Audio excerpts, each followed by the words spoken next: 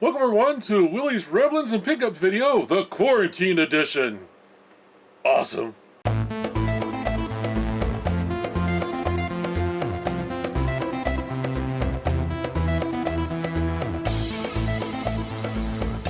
Well, welcome everyone to another Willie's Ramblins and Pickup video. Well, 3 weeks, I'm still in quarantine. Not been going anywhere, been staying home just like our governor said to do. Shelter in place. Not going out really except for the grocery store and take Starfield to the park, give them a walk every once in a while. So you're asking, how can you make a pickup video if you didn't go out and pick up stuff? Well, I did virtual pickups. Basically, I looked on Facebook Marketplace, Craigslist, eBay, Amazon. I picked up stuff that I've been wanting to pick up for quite some time. So I went on an e-shopping binge for the past few weeks. It's not as fun as going out and finding it in the wild, but that gave me something to do, and I actually was able to add some more stuff to the collection and to make videos on I've been wanting to do for quite a while. And yes, when the packages came, I sprayed them with Lysol, had my rubber gloves on, had my mask, wiped them down, even wiped down the stuff inside. So I made sure nothing was transported through the mail to me. Believe me, I took a lot of precautions. Anyway, before we get to the pickups, there's not that many, but before we get to the pickups, let's talk about a few things. Hope everybody out there is staying safe and healthy during this pandemic we're in right now. I've been trying to do some streaming. Unfortunately, I couldn't do my stream of Dragon's Lair this week because I had to take Starfield to the vet. He has a soft tissue injury. He must have bruised it when I had him at the park or something because he was jumping all over the place. But he's doing fine. He got him on some medication, pain relievers and stuff. And he's doing good. What else? Oh, my buddies and I, we recorded a new Stalking the Retro podcast a couple weeks ago or so. This podcast has been pretty much in hiatus for 5 years. And we decided to get all together again and record a new podcast.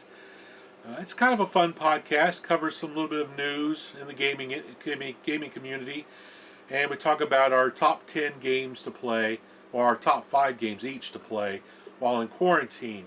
It's a pretty fun little podcast episode to listen to.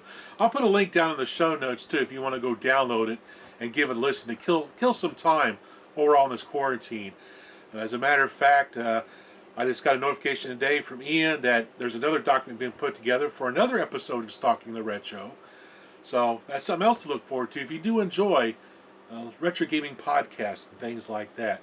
I'm pretty excited to be doing that again with my buddies. Kind of missed talking to them. It was hard for us to be together because the main guy, Jeremy, he was pretty busy doing his master's degree and stuff. So he was focusing on that, so the podcast kind of went on hiatus. But he's all done with his master's degree now, so we got some more podcasts coming out. Let's see. Another really cool thing. If you ever listen to Vectrix Radio, you saw some of the Vectrix Radio videos I do. I did a video on Beckman, which is a kind of like a Pac-Man game that was done by Pierre Johansson as a school project. I have to say, this game is incredibly fun. It's becoming one of my favorite maze Pac-Man type games on the Vectrix. I used to like Clean Sweep, but now I'm really in love with Beckman. Well, what's cool is Pac-Rat Video Games is in the process of taking pre-orders right now to get this game on an actual physical cartridge with instructions and a box. Hopefully an overlay too. I am so stoked about this. Now I've got it on my SD card for my Vectrix, so I can play it anytime I want. Plus, I can play it on the emulator that was done for the Vectrix. But I think it'd be kind of cool to have this game in the box. So I'm considering pre-ordering it. Right now, it's pre-orders. It's $25 pre-order. It's not bad for a Vectrix game. So I might pre-order that just to have, because I love that game. It's so much fun. And what else? Oh, my buddy Jason Heine, who does Heine House Live. He does music and things like that. He does a stream where he drives his truck around. I keep threatening to try to hack into his stream so I can chase him with a cop car or something like that down the highway. But that may become possible here in the near future. He's working with this video game company. What are they called? Hang on a second here. I gotta look at my notes because Willie cannot remember nothing for a darn. Curve Digital is putting out a game called Hotshot Racing. Right now, it's on the wish list on Steam. It'll be on PC, Xbox One, the Switch, and PS4. And it's a throwback to the old 90s arcade racing games where we had those 3D polygons and stuff. I'm a big fan of virtual racing. I loved virtual racing in the arcade. And the graphics of this reminds me a lot of virtual racing. I'm really looking forward to it because have up to 8 people can play at once, which is going to be pretty fun to do. It has a pursuit mode. That's the mode I'm interested in because I want to be the cop chasing everybody else. I think it'll be so much fun. So I'm really looking forward to that game. I'll put a link down to their Facebook page and also to their YouTube video where you can watch this video I'm showing over here all the way through and with sound and everything. It's actually looks like a really cool racing game. Let's see. What else?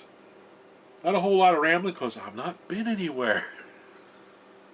And not a whole lot of stuff I want to talk about anyway. But those are the two main things I wanted to talk about. Now, let's get to the pickups. Now, I think I'm going to do this the old way, where I just hold stuff up here in front of the camera, because I don't have that much. So there's no need to, change the view and zoom in like I had been doing.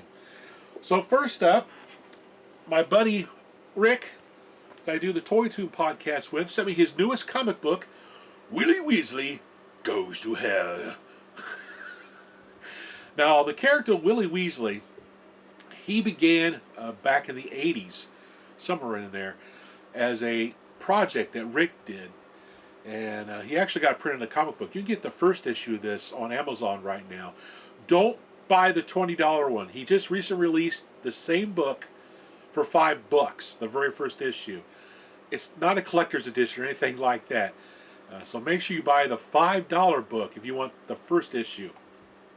This is the second issue where Willie Weasley goes to hell. He gets in all kinds of troubles. There's a lot of 80s humor in this, especially in the first book. And it's a fun book to go through. Willie Weasley gets himself in all sorts of trouble. Anyway, he's also doing a coloring book too. A lot of adults like doing coloring books, so I'm looking forward to that. Also, let's see. For the Toy Tube, I picked up something really cool, which you've seen a video on this already most likely. From California Creations, I got the Evel Knievel Stunt Cycle. Oh yeah. I had the original. I got the original back in '74, I believe, for Christmas. My absolutely favorite toy I had. It lived for 3 years. My Evel Knievel unfortunately met his demise in the Great Burning Leaf Pile Jump of '77. He went right into the leaves, caught on fire, and melted. I couldn't get him out. And my parents wouldn't replace him either. So I had that toy for like 3 years. It was such a great 3 years. Also had the dragster too. I still had the dragster. It was pretty fun. But yeah, they got the original molds and made the stunt cycle. Now the Evel Knievel guy looks a little bit different from the original one. His head's a little smaller. He's wearing lipstick, which you can take off with nail polish remover. But I plan on doing a more in-depth video on this besides the unboxing you've already seen, where I'll go through and talk about my original toy. I'll go through this piece by piece. I'll talk about some of the mods people are doing to the new stunt cycle to make it run better and also to maintain it, and mods to the Evel Knievel guy here. And I'll try to do some jumps out in my backyard with this little guy. So I'm looking forward to doing that. Pretty cool to have this back in the tomb. Oh, it's $40. Do not buy them on eBay for any more than $40. I see a lot of listings on there for like $124, $70. There's plenty of stock, man. Go to California Creations website, order direct from them, $40. Also, Johnny out at the Toy Shack in Las Vegas, he's got them for $40 if you're out in the Las Vegas area. So another good place to go buy this thing. Don't pay eBay prices for it. There's no need to. It's not rare like people are saying they are. No, they're going to be everywhere. They'll eventually show up in stores. Very easy toy to get a hold of right now. Anyway, Also, for my handheld collection, for Mattel Electronics, I picked up the Invisible Alien Neutralizer. This is a kind of neat little handheld game where you look for aliens. With like a little simulated scanner one. Never had one of these back when they came out. So I thought it'd be kind of cool to pick up, do an unboxing video, and actually give it a try. It's kind of cool. Unfortunately, the guy sent this. He sent it wrapped in a garbage bag with a shipping label on it, so the box got crushed. I'm not too happy about that, but oh well. Unfortunate that people still do that kind of stuff. Also from my Mattel handheld collection, I picked up Space Alert. Battlestar Galactica Space Alert, complete in the box. I've been looking for this complete in the box for quite some time. I still have my original up there that says Space Alert. This was the second generation that said Battlestar Space Alert, Battlestar Galactica Space Alert. So I'm pretty happy to have this box in my collection now. I may do another Battlestar Galactica video now that I have the actual box, so I can go through the box and everything. I have to think about it because I've already done a video on this. I hate repeating myself, but I might just go ahead and redo the video now that I got this. I don't know. What do you guys think? Should I do the Battlestar Galactica handheld video again? Let me know down below. Oh, what else? Ooh. I also like to find an auto race in a box sometime. I picked up, in the vein of Evel Knievel, I picked up a really cool PC game called Evel Knievel 3D Stunt Game. Cool. Now I'm looking forward to putting this on my machine and do some crazy motorcycle jumps. Didn't know this game even existed. Happened to come across it doing a search for Evel Knievel things. So I picked it up. It was like $5. Well, what the heck, you know, it's worth a try. Maybe I'll even stream it. I don't know. I have to see about that. And then, not only did I get not one, but I got two more of the Atari Space Age joysticks. Now, just recently, I had one of these sent to me by my buddy Steve Averitt, who does Wired Up Retro. He sent me his spare one, which I repaired. So I got 3 of these now. I found these on eBay for I think it was like $30 shipped for both of them, which isn't bad. And these joysticks are actually kind of cool. I really, really like them. I mean, they're very comfortable to hold. I may actually take one of these apart and convert it to micro switches. Maybe I'll do a video on that. But yeah, I'm loving this joystick to play my 2600, my 1700. Maybe I'll mod one to have 2 fire buttons so the 1700 will work with it better too. Anyway, I'm rambling again. Pretty awesome. I'll do a video on these in the near future. And then lastly, but not leastly, the big pickup was I got a hold of the TurboGrafx Mini. Oh yeah! Now I did have a pre-order in on the Amazon US site, and it kept saying December 31st, which is just a placeholder. More than likely, these may be coming out in late May, early June in the US, not for sure. But over on Amazon Japan, they had these for 115,000 yen, about $115, I guess. So it's about $15 more than what you get in the US if you wait. I did something very sweat lordy, as Jimbo from the Retro Game Lounge would say. I went ahead and just ordered one from Japan, paid the shipping. I couldn't wait. I had to have one. I love the TurboGrafx 16 so much. So I'll be doing an unboxing and some video of this as well. Don't know when I'll do it because there's a lot of people already covering this, and I don't really do reviews per se. I just want to open it up, see what I think about it, play some of the games that I like, and share with you some memories I have. Don't have a lot of memories because I didn't have a TurboGrafx 16 back then. I had a Genesis, but I've had a TurboGrafx 16 for the past 5 years now, and I'll talk about when I picked up my first one and what one of my go-to games are on the crazy system and the whole reason why I picked one up, all that good stuff. I actually saw my first one back in 2012 in person at MagFest. One was set up there. I'll go through all that when I do the video on this crazy thing. So, that's all the pickups. Oh, before I go, have you ever watched that video where I got that show donation from the Atari Creep? He sent these little sleeves. Yeah, he told me they're for Atari 2600 cartridges. So he put these little 2600 cartridges in these neat little sleeves that he put together for helping walk to end Alzheimer's. Has the Atari creep on the front.